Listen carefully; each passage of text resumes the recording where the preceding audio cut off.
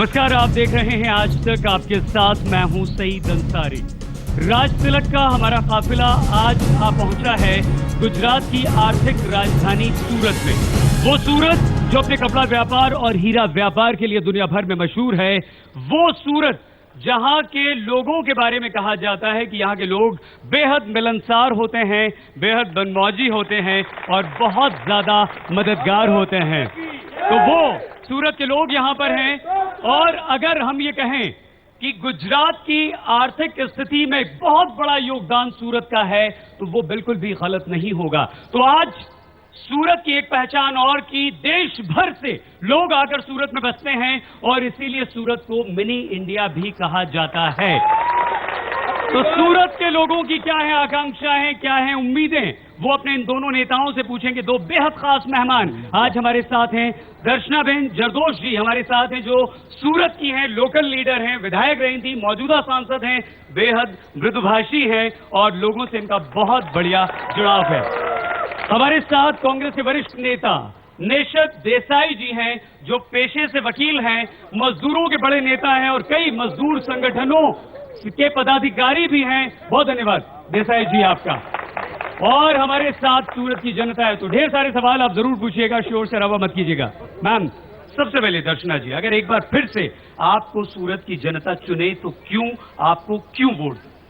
हम लोगों ने बहुत सारा काम किया है। Surat is the fastest developing city of Asia और चौथे नंबर पे है। लेकिन जो गुजरात की वजह से गुजरात में सूरत है और केंद्र की तरफ से उनको जो अन्याय हुआ है वो बात हम लोगों ने बार बार कही है। और सूरत की जनता जानती है, रेल कनेक्टिविटी, एयर कनेक्टिविटी के लिए जो भी हम लोगों ने प्रश्न उठाए हैं और वो सच्चे हैं और ये जनता जानती है। और नरेंद्र भाई के लिए एक गुजराती वड़ा प्रधान बनने जा रहा है तो जरूर हम लोग को चुन के आएंगे। देसाई जी, आपको क्यों चुने सूरत की जनता और गुजरात में कांग्रेस को क्यों वोट दिया जाए? गुजरात में बीजेपी ने, मोदी जी ने पिछले कई सालों से इनबैलेंस इकोनॉमी कर दी है, एस्टैब्लिश कर दी है। और सूरत एक एग्जाम्पल है इनबैलेंस इकोनॉमी का। यहाँ डायमंड सेक्टर के एम्प्लॉयज और टेक्सटाइल सेक्टर के एम्प्लॉयज हैं, इनके लिए कोई भी रेसिडेंशियल और पर्सनल सेफ्टी स्कीम नहीं है। इसीलिए इनबैलेंस इकोनॉमी के खिलाफ हम लड़ रहे हैं।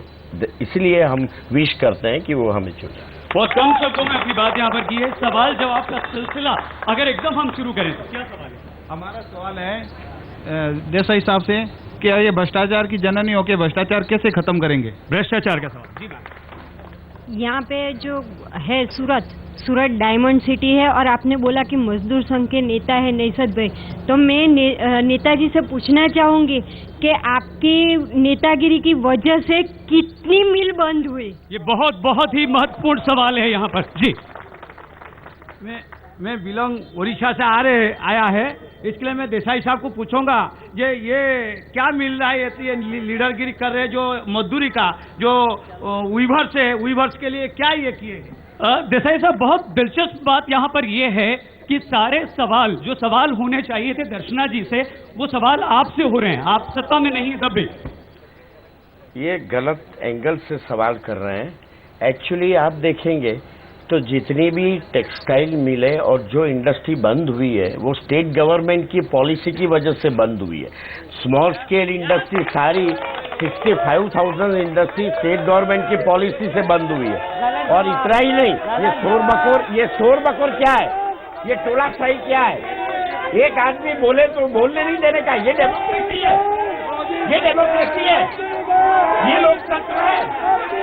ठीक है, बोलने भी नहीं देते, सवाल पूछते हैं तो यही टोलाशाही है, यही डिक्टेटरशिप है, यही तानाशाही है और इसी का हम विरोध कर रहे हैं। और आप स्मॉल स्केल इंडस्ट्री का ग्रोथ पुरानी कांग्रेस गवर्नमेंट में 40% था, बीजेपी गवर्नमेंट में 0.5% भी नहीं है।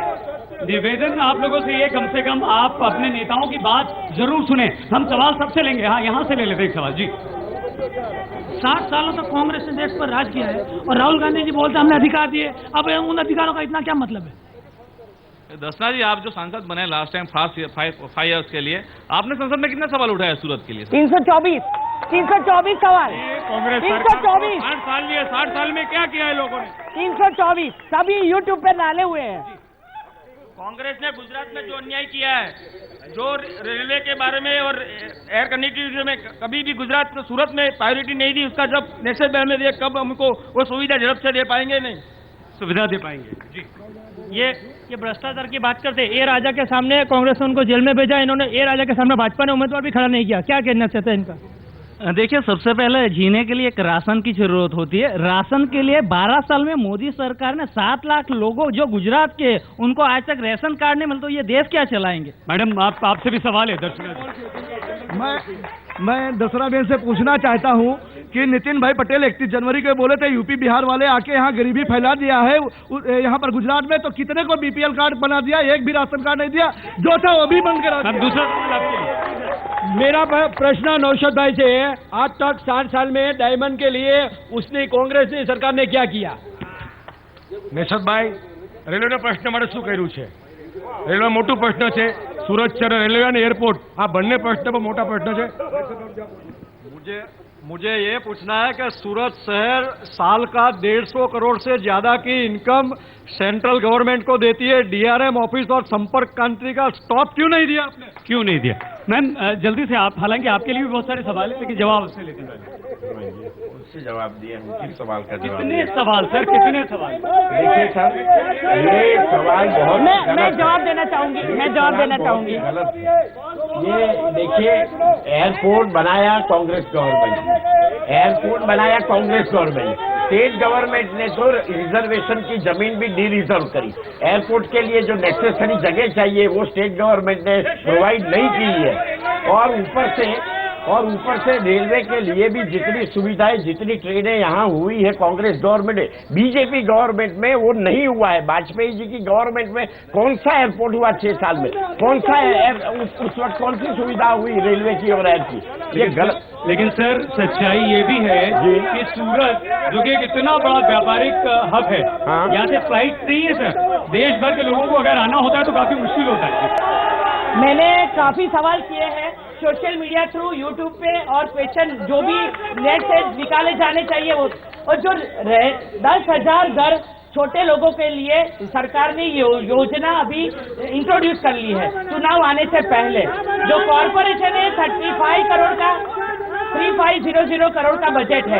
राज्य सरकार और केंद्र सरकार के बीच में जो असमानता है उसी की वजह से ये गरीबी के कार्ड नहीं बने हैं, क्योंकि जो भी इम्प्लीमेंटेशन करना होता है वो राज्य सरकार को करने होता है, जो नियम बनाने होते हैं वो देश का केंद्र सरकार बनाती है।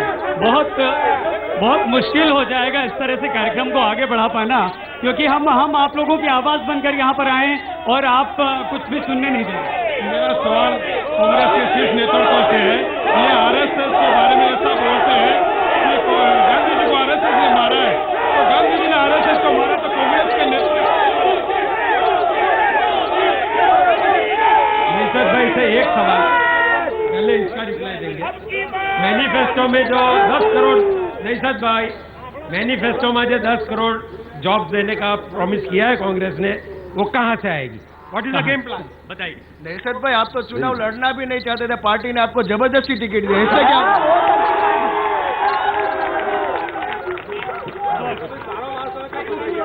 નિશદ ભાઈ, આ સુરત શહેરમાં એરપોર્ટ છે તમને ખબર છે?